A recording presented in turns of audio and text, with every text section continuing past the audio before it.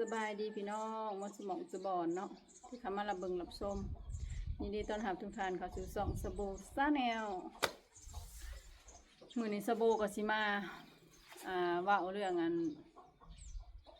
บุญพระธาตุโพนให้พังพี่น้องเลยมือวันที่29มื้อวานนี่เนาะได้เกิดเหตุบ่คาดคิดได้เกิดเหตุบ่คาดคิดขึ้นพี่น้องเลยใครเนี่ยแต่ซาโบบ่ได้พาร้านไปเล่นมักสไลเดอร์เมื่อวานเนี่ยเป็นมือเปิดงานบุญพระธาตุโพนงานประจำปีเนาะ3 มื้อ 3 คืนหลายหม่องหลายบ่อนก็คือสิหูเนาะเพราะว่าเป็นงานบุญที่ใหญ่แล้วก็ดังระดับประเทศพุ่นแหละเนาะบุญพระธาตุโพนเพราะว่าเป็นที่กราบไหว้สักการะบูชาคนศรัทธาคนหลายเนาะพี่น้อง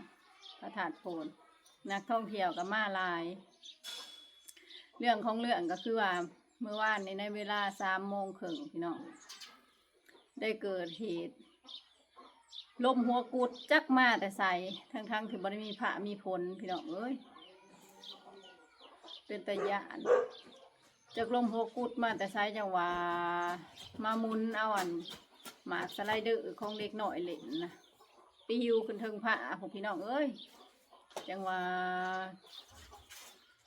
สุรวนวุ่นวายแลน5 ลูก 5 ล้านตกตายก็มีบาดลมมาแห้งแล้วก็มุนเอาหมากสไลเดอร์ปิวขึ้นเทิงพระของปิวขึ้นกลางอากาศของ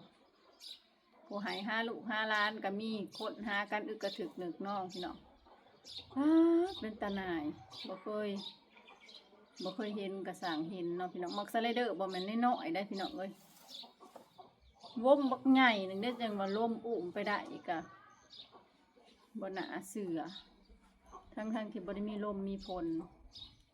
จังแม่นว่าเกิดเหตุนั้น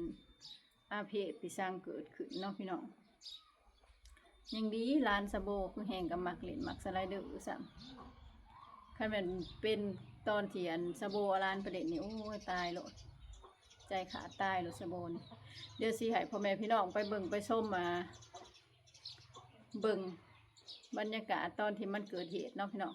เดี๋ยวไปเบิ่งไปชมกันเลยสะโบกับสิขอจบคลิปเพียงเท่านี้เด้อพี่น้องเด้อพบกันใหม่คลิปหน้าสบายดี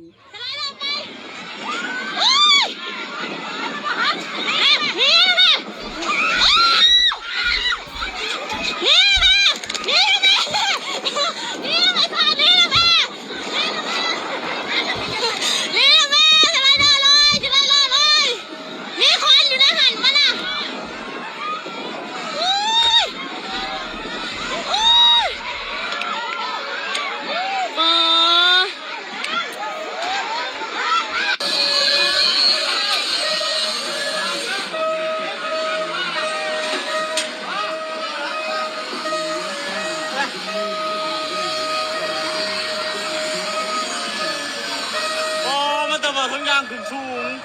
สไลเดอร์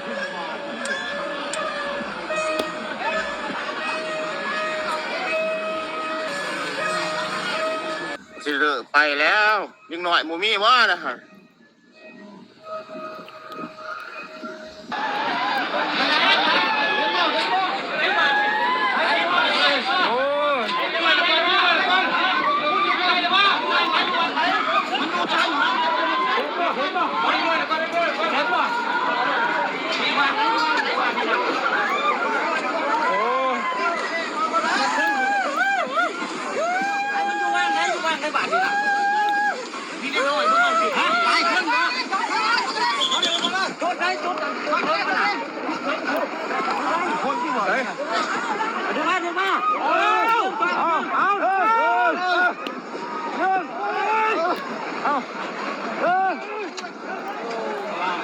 คนมันอยู่ในบ่อนไหนล่ะคนน่ะ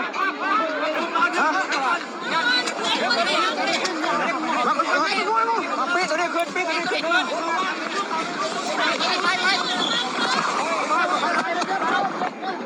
ไปดึงไว้นะคนระวังไปขึ้นไปเด้อระวังเข้าไล่เข้าไปจุ๊บล้มบางแกที่ยังอ่ะ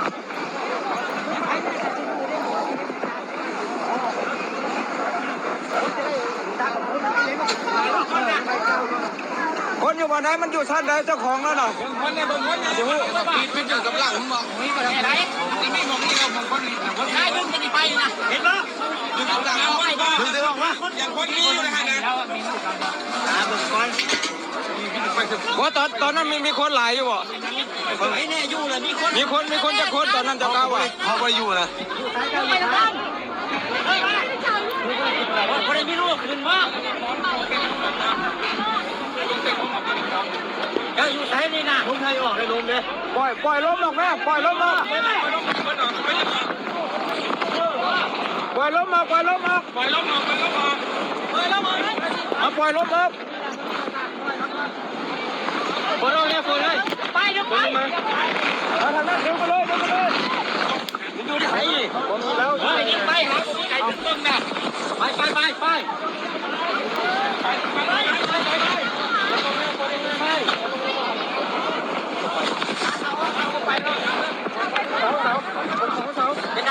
ไม่ได้ฮอดแล้วชั้นในมันบ่ได้เนาะแล้วเจ้าของนั่นน่ะบ่ฮอดแล้ว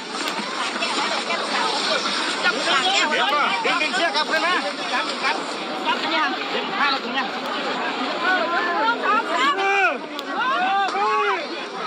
อยู่ชั้นไหนล่ะหยุดเดี๋ยวระวังตีนนั่นจะเหยียบตัวคน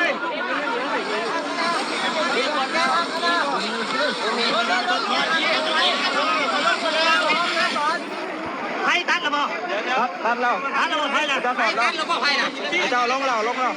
ไผ่ลงไผ่แก้ก้อนทั้งนั้นแก้ก้อนหยุดก่อน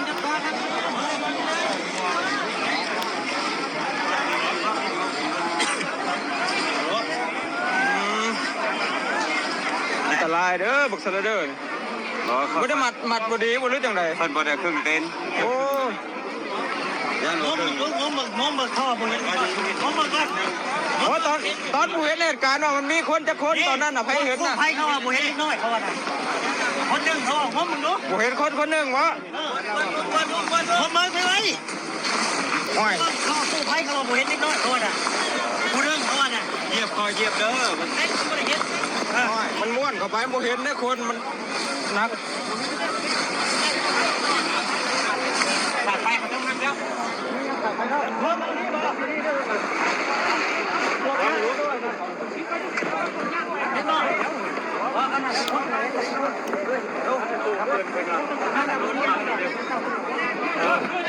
เขาว่าบ่เห็นคนหนึ่งเขาว่าโอ้ยังดีแต่ผมมีคนดีแต่ผมมีคนหลายขึ้นแล้วเขาลงทันไปแนมเบิ่งอยู่หักครับโอ้ตกใจเบิด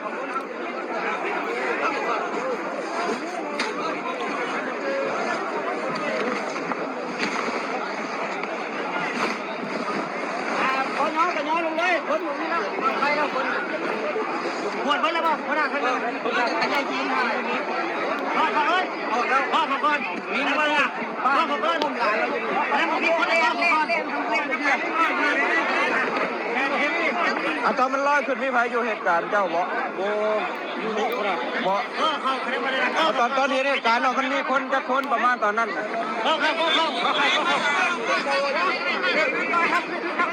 ลมมันปล่อยออกแล้วลมไปแล้ว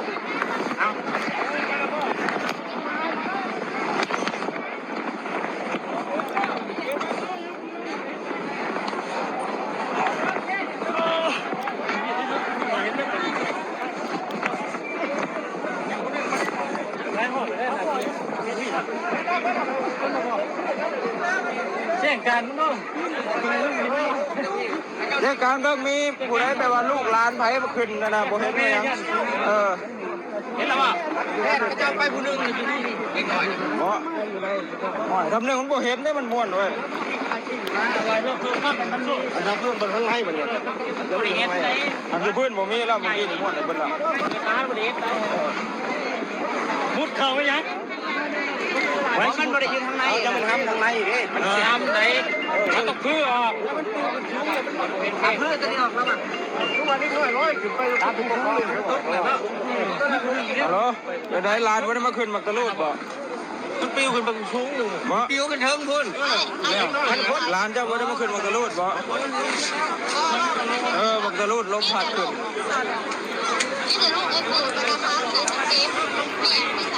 บ่มันอยู่ในใส่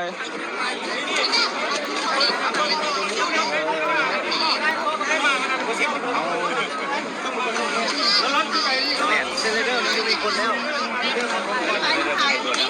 สำเร็จละ เพราะว่าเขาชิมาขึ้นบอกเชลเดอร์มันอยู่ใส่สัญญาแล้วเขาเดินแล้วแม่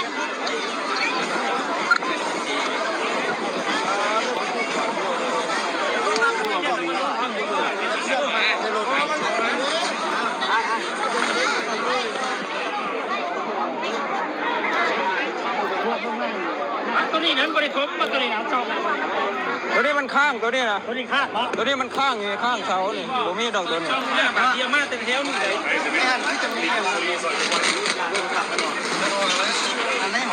ไม่เอาเขาออกไปหรอกคนหนึ่งมันหัวแตก ออกแล้วปะ เล็กน้อยอันตราย มันเขาบุคคลมันลายนั่นแหละลูกเขาไปมาเขาไปแล้ว พันนี้แต่คนบ่หลายเนาะแต่คนหลายนี่พอแห้งแล้วมันเอาอุ้มขึ้น30 ลิตรเลยเขาแห้ง ว้ายพอมันอุ้มขึ้นแล้วมันตกลงมาน้ำกันกับใครรู้ยังมันไปตกทางอื่นเนี่ยตกพื้น แต่ละมื้อ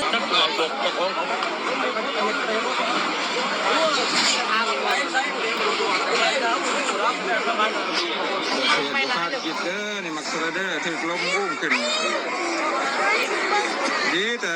มีคนขึ้นบ่หลายเล็กน้อยหัวแตกคนหนึ่ง